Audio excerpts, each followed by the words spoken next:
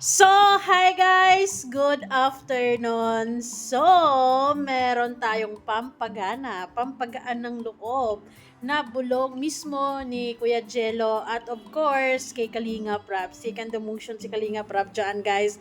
Dahil mukhang mas pinasaya o mukhang mas masaya ang Manila stay ni Kalinga Pido dahil merong susunod. Yes! Dahil simbrik na nga di umano sa laku, ay nako naman, susunod si wifey. Ang tanong, kailan kaya? Di bali na, kasi balita ko magstay pa naman sila mga 1 week ba? More or less 1 week. So, may mga marami pang time si Beyonce, di ba? Malay natin, makapag ano pa sila, diba, 3 or 4 days, carry na yon. Ang mahalaga, nakasunod, diba? Yun yung pinaka-aabangan natin, kung makasunod ba si Beyonce dito sa Manila. And feeling ko, yes na yes, positive ako dito dahil hindi naman to sasabihin ni Kuya Jello or ni Kalinga Prab mismo. And maganda to dahil for the first time, magkikita na ang mag-ate. Ay, Diyos ko po, nai-excite yarn. Feeling ko talagang nakakakilig lalo yung part 92, guys. Oh my God! Anyways, bago ang lahat, don't forget to support and subscribe. Kuya Val Santos Matubang at na Vlog Kalingap Rab at sa lahat ng Team Kalingap, guys. Syempre, salamat sa support at pagmamahal nyo sa aming mga Kalingap reactors. And finally, dumating na yung ating sabon. Kaya naman sa mga gustong subukan, sa mga gustong magpaputi dyan, kung sino ang gustong magbakbak, ayun, ito na yung sabon na hinahanap-hanap mo. Yes, bibigyan ka talaga nito ng new you. Hay, nako. Anyway, sa mga gusto, please message me sa aking FB, Miss M's Live. So, ito na nga, guys. Nako, nakakaloka. Actually, live to ni Kuya Gilo kahapon ng mga bandang alas 5 ata. Ngayon ay 22, dito na bukas. Kasi sem-break na guys, sem-break. Susunod ni... Shout out, Casey! Susunod ni wifey ni FJ to guys. Susunod yun. Yun na nga ni. Susunod na nga ni. Ay, nako. Saan kaya sila mag-iikot? Nakapag-date na rin sa wakas ang mag-hubby. Ay, nako, nakakaloka. Nai-excite ako sa totoo lang.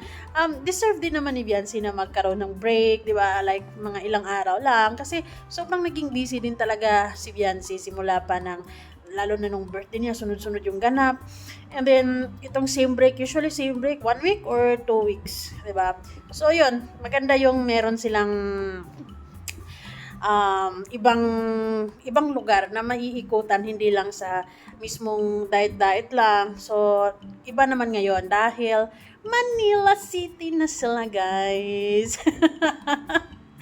Well, sa mga curious, ano kayang ginagawa nila Kalinga Prab dyan or ni Kalinga Pido? Feeling ko mga importante sila nga asikasuhin dahil nga next year ay sila yung makakasama sa Korea. EDSI goes to Korea April 2026. Yes! Abangers tayong lahat dyan. Syempre, Korea yan. South Korea, ganun. Bagat nyo guys.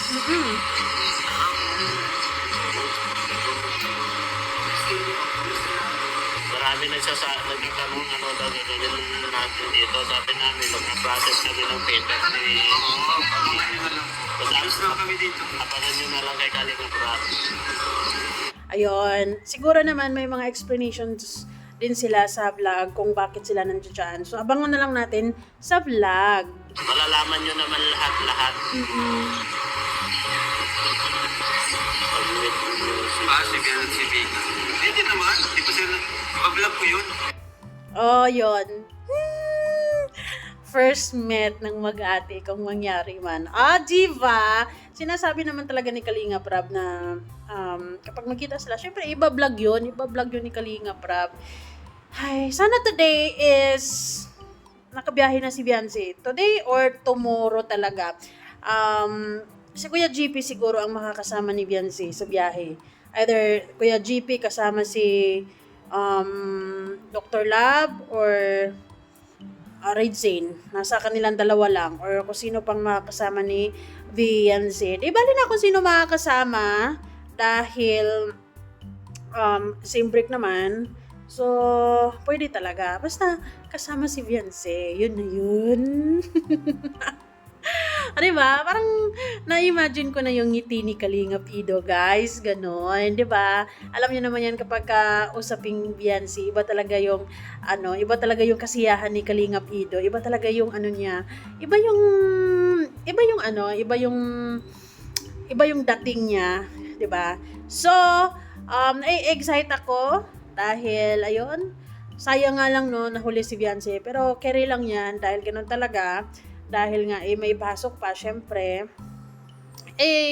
Kaya nga hahabol. Diba? Hahabol. Meron akong picture, si Kalinga Pido lang to, pero sobra nakakakilig lang kasi,